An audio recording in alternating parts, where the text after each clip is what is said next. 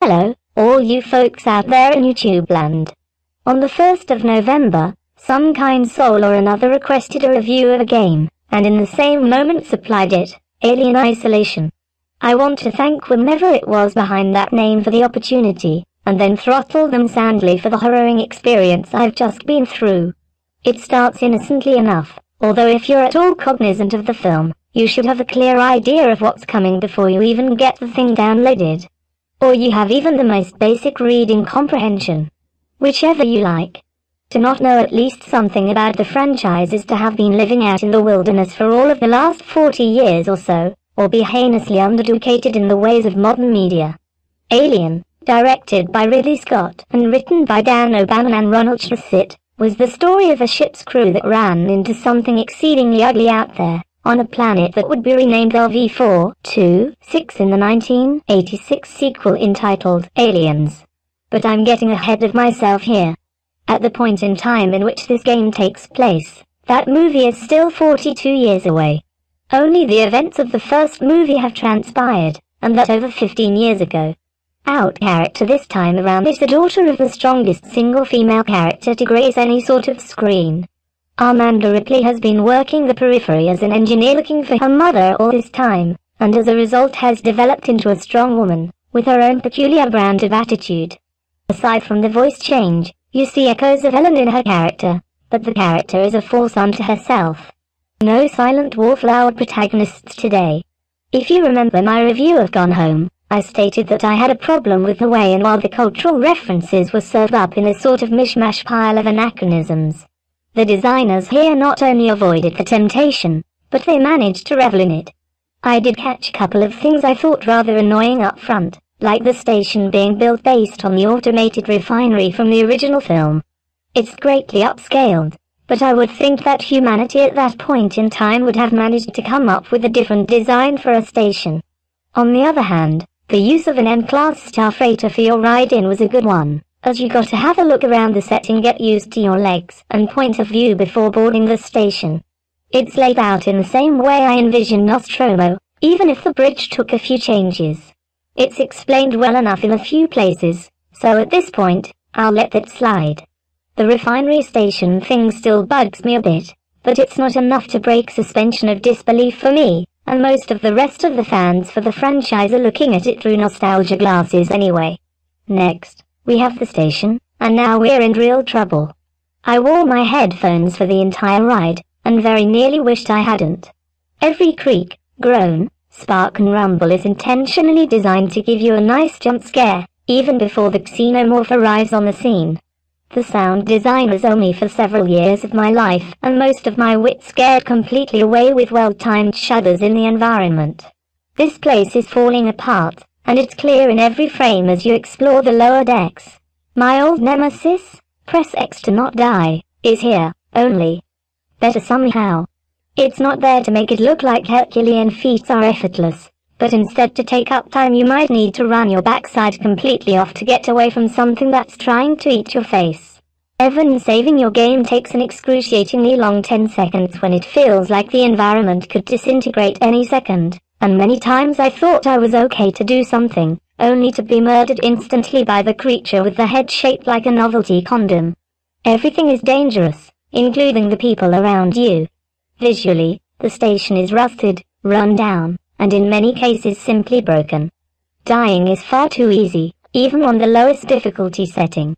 On hard, you might as well just hold up your arms and invite the thing to eat you. Because it will. The game takes a long while to get to the dodging the creature part, and it spends all that time building the sense of dread as you anticipate it dropping out of the ceiling with every step Amanda takes. I lost more than one night's sleep after playing, seeing all manner of creepy thing in the shadows. The first session to me through the prologue, the boarding, and a few other bits, in all of which I was at least mostly safe. Or at least I wasn't being actively hunted by an interstellar super predator. After that, the situation went downhill rather quickly. It took a while, but the levels with the alien murdering me repeatedly were finally behind me, and I got to look forward to a new enemy, new levels, and a near complete change in gameplay style. No longer is Amanda the soft-shell crab waiting to be turned into a feast by the alien. Instead, I have a more traditional shooting game, in the form of comparatively stupid androids, and off to a phonetic finish as, well, no. I'll let you see what comes after that. I think I've spoiled you quite enough for one review. Which leads me to the major criticism I have for this game. They did a lovely job setting the stage, and ratcheting up the suspense, but after the mid-game break, things start to go a bit stale. Amanda gets a lot more powerful as her inventory starts to pile up, and even on normal difficulty, ammunition and fuel isn't all that hard to find. I wasn't able to take the Alien on hard, so I can't say how ammunition commonality is in that mode, but I suspect there is substantially less, as limited resources tend to make things a lot more difficult, all other things being equal. Invariably, however, they aren't, and a less efficient health bar is likely only the start. Stay tuned for less damage from your weapons as well. I doubt that the AI was tweaked very much for hard mode, as they seem to have done most of the heavy work on the AI for the first Alien, and farmed the rest out to the Z team. The difference is rather marked, and I was almost disappointed. On the upside, the dead eye for the rest of the enemies was something of a relief, as I had a lot of difficulty with the Alien, and if the rest of the enemies had had A's that well crafted, I probably wouldn't have gotten anywhere near the end of the game. Even now, I'm a bit creeped out by things that make unexpected noises, and that says a lot about the game. As an aside, don't worry about me, I'll be alright. It'll just take a few days of not playing, and I'll be right as rain. Then I'll probably play it again, and pick up all the stuff I missed. Alien Isolation sells normally for the modern MSRP of $60 on Steam, but my copy was picked up by a lovely Anon on sale for $50. He or she wanted to see what I thought of it, and now they know. As ratings go, I will give this one 9 of a possible 10, and it loses a point for breaking the mold halfway through the game. The first half of this game is what later installments of the Resident Evil games should have been, in my opinion. The latter half perhaps not as much, but it gets strong points for storytelling and adherence to the atmosphere and lore of the original. One day, I'll get the downloadable content for it, and play it again. Even with such a high rating, there is one thing I wish it had more of, and that is replayability. It's hard for me to see how repeated playthroughs would be useful for more than practicing for speedruns, and I know there are a few YouTubers that fully intend to start doing those. All in all, I'm going to give this game a recommend for the viewers, at least those with strong hearts and a love for the franchise. Alien Isolation is a lovingly crafted part of the franchise now, and a credit to the design team that worked so hard to make it a reality. In my eyes, this also redeems Sega for the freak show that was Aliens, Colonial Marines. I've not played that one, but I've seen enough footage to know that the game was a disaster. If anyone wishes to donate the game in an attempt to change my mind, I will give it a go. Kids refuses to buy it, canon or not. Now, if you'll forgive me, I'm off to go see Ripley avoid getting eaten in the time before Amanda came of age. Until then, I wish you all the best. I'd like to see more games like this coming down the pipeline.